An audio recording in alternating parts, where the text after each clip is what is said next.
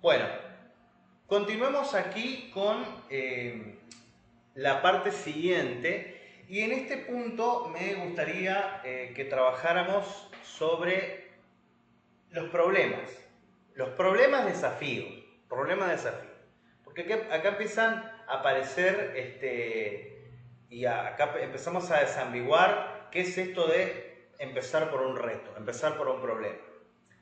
Y se pueden confundir un poco, ¿no? Porque fíjense lo que dice. Dice, un problema que desborda, un problema que está más allá de mis posibilidades, es decir, una situación problemática a la cual yo me enfrento, ¿sí? Hace necesario detectar lo que conocemos como aplicable al caso y también darnos cuenta de lo que nos haría falta para resolverlo. Pero fíjense, debemos delimitar qué es lo que no conocemos y necesitamos aprender para ponernos en situación de resolver el problema. ¿De acuerdo? Para ello debemos reflexionar sobre qué información adicional necesitamos para resolver la situación problemática. Totalmente.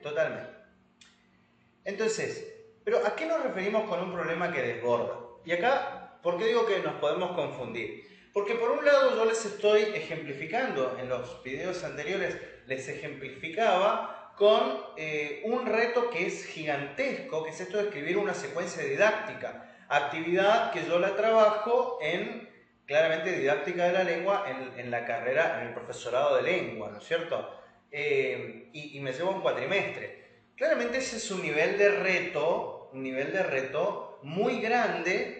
Pero muy grande, ¿por qué? Porque además de pensar y reflexionar sobre los componentes de la secuencia didáctica, además el estudiante tiene que estudiar el tema sobre el cual va a planificar esa secuencia didáctica. Fíjense todo lo que involucra este reto, ¿no? Tiene que estudiar el tema, tiene que pensar actividades, tiene que buscar textos con respecto a ese mismo tema. Pero además tienen que pensar en lo metodológico y tienen que decirme cómo va a ser su clase, por dónde la va a comenzar, va a plantear un reto, va a generar una explicación, en qué momento va a dar la explicación. Y sobre todo todas esas cuestiones tienen que ir pensando en el marco de la construcción de esa secuencia didáctica, que además pasa por distintas instancias de corrección. Por eso es un trabajo tan largo que al principio, bueno, o a priori, alguien me podría decir, wow, che, pero ¿cómo te podés pasar todo un cuatrimestre escribiendo una secuencia didáctica? Bueno, después haré algún video de entrevista con algún estudiante que les cuente, a ver si se trata de un reto sencillo, pensar en todos esos componentes y hacer a conciencia una secuencia didáctica para la escuela secundaria, tratando de fundamentar el porqué de pensar en cada situación de aprendizaje posible y además tratando de aplicar aquello que lee en el material bibliográfico. Realmente es una actividad que a mí me parece muy enriquecedora, me gusta mucho, por otra parte entiendo que el estudiante aprende muchísimo, a pesar de lo que decía en los videos anteriores de que sí que es un poco desordenada, ¿no es cierto?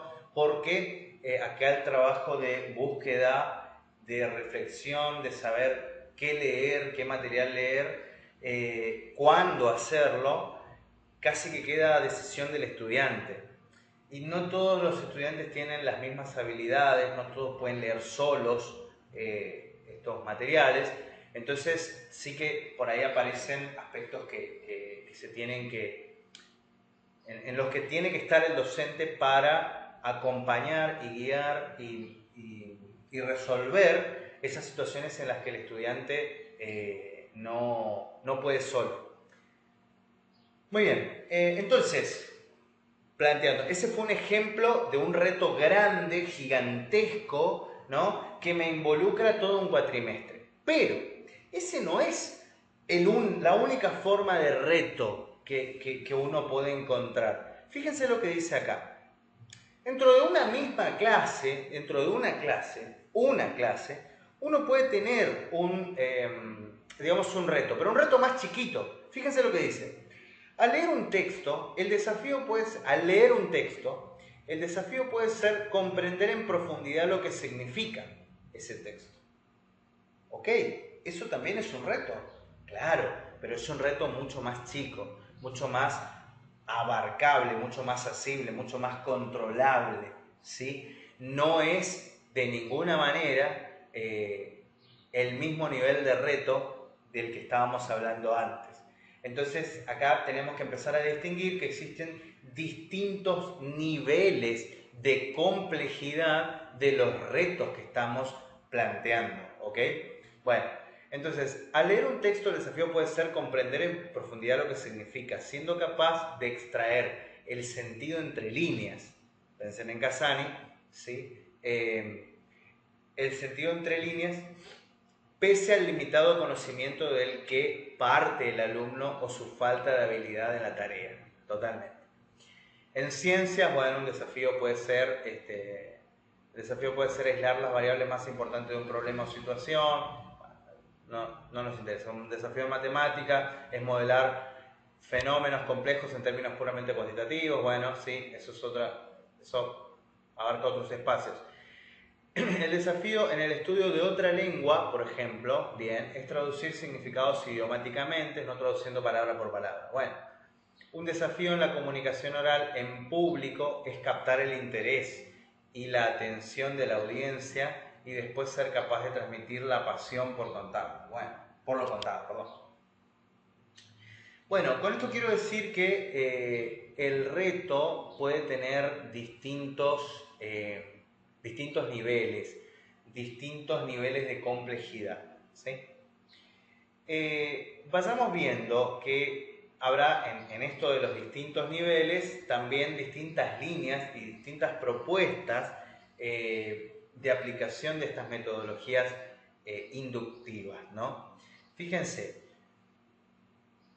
la tercera vía dice, las metodologías híbridas, inductivas, deductivas y el modelo de enseñanza inversa. Bueno, dice, la combinación de ventajas e inconvenientes de estos dos grandes tipos de metodología hizo pensar a algunos autores, Mazur, Novak, Michelsen, bueno, en la posibilidad de crear metodologías híbridas que combinaran el cuestionamiento con aportes de información por parte del profesor mediante canales distintos de la tradicional explicación, clase magistral, la clase expositiva, en clase.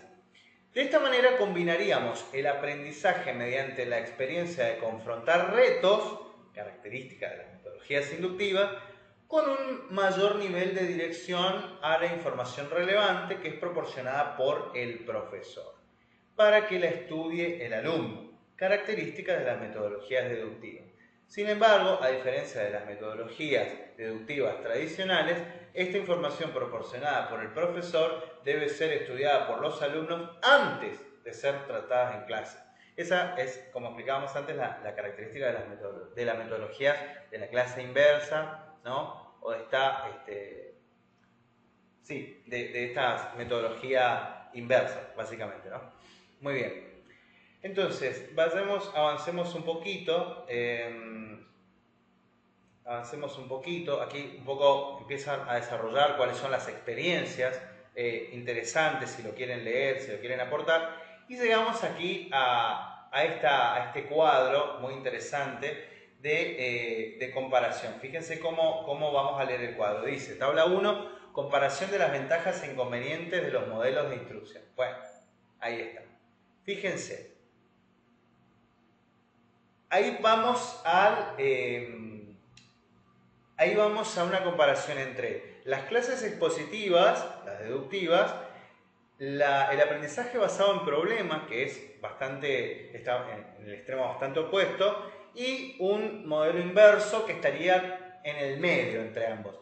Pasamos a ver las características de cada uno. Dice, el aprendizaje basado en clases explicativas, el modelo deductivo, enfatiza la transmisión eficiente del contenido para la toma de notas,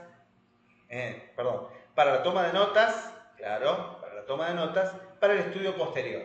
Es decir, ¿qué hace el docente? transmite, se para, explica, el estudiante toma notas y después, ¿qué hace? El estudiante estudia en su casa, ¿no? Bueno. En cambio, en el aprendizaje basado en problemas, inductivo, enfatiza el aprendizaje autodirigido y el uso del conocimiento estimulado por el reto de resolver problemas del mundo real en grupos. Ok. ¿Cómo sería esto aplicado a nuestra secuencia didáctica? Bueno, aquí el problema es, pensando en una secuencia didáctica aplicada para la escuela secundaria, en donde involucre las metodologías inductivas y trates de que el estudiante se involucre en el aprendizaje, ¿no? Esa sería como en este caso particular de la materia, el ejemplo de reto que le ponemos nosotros en didáctica. Y bueno, claramente para hacer eso al estudiante cuando lo empieza a hacer le faltan un montón de herramientas y de esto se trata, de ir incorporándolas con lecturas teóricas, con sesiones, con clases, etc. Y ahí de a poquito entonces la va incorporando. ¿Qué sería el modelo inverso? Enfatiza la aplicación de contenidos especificados por el profesor y aprendido por el alumno para resolver problemas del mundo real en equipos autónomos en clases. Bueno, claramente está en el medio de ambos. Utiliza la explicación del profesor, pero además se le pone un reto, ¿no? Bien.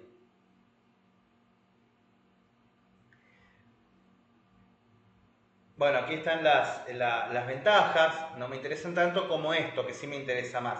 La secuencia básica de aprendizaje. Fíjense cómo es la estructuración de cada modelo. En la secuencia básica del aprendizaje, en la clase, digamos, expositivas o basada en clases expositivas, el profesor explica contenido, utilizando ayudas para guiar la toma de notas. Por ejemplo, un PowerPoint, utiliza soporte, ¿no? Los alumnos, ¿qué hacen? Anotan el contenido y estudiarán para preparar sus exámenes.